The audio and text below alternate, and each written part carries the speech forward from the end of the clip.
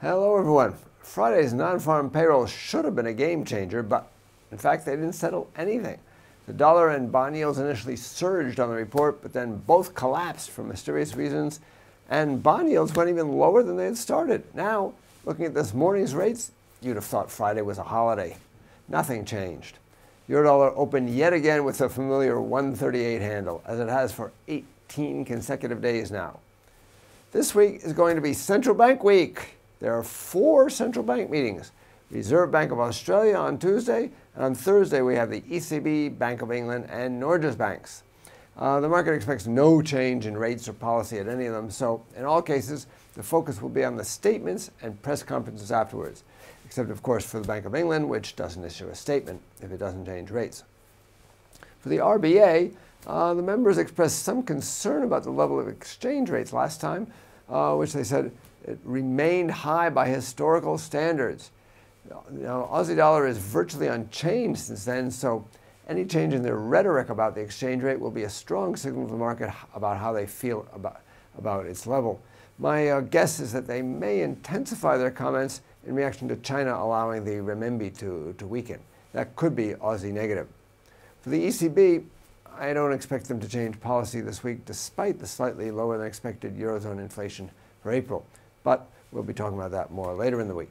In any event, my conclusion is that the ECB on hold may tend to keep Eurodollar in its current range for a while longer. The Bank of England is simple. No change means no comment, which should mean no market movement either. Although, in fact, there has been some volatility around the meeting recently. For example, last month there was a 20-pip drop in cable right after the meeting. Norges Bank, for the last meeting since the last meeting in March, the Norwegian economy and the currency have performed largely as expected, with the data on the strong side and inflation rising a bit. At the same time, banks have reduced their lending rates, which should boost growth somewhat. This suggests that if there is any change in tone, it's likely to be more optimistic and hence positive for the currency. As for the Fed, there isn't a meeting, but Fed Chair Janet Yellen will testify on Wednesday and Thursday.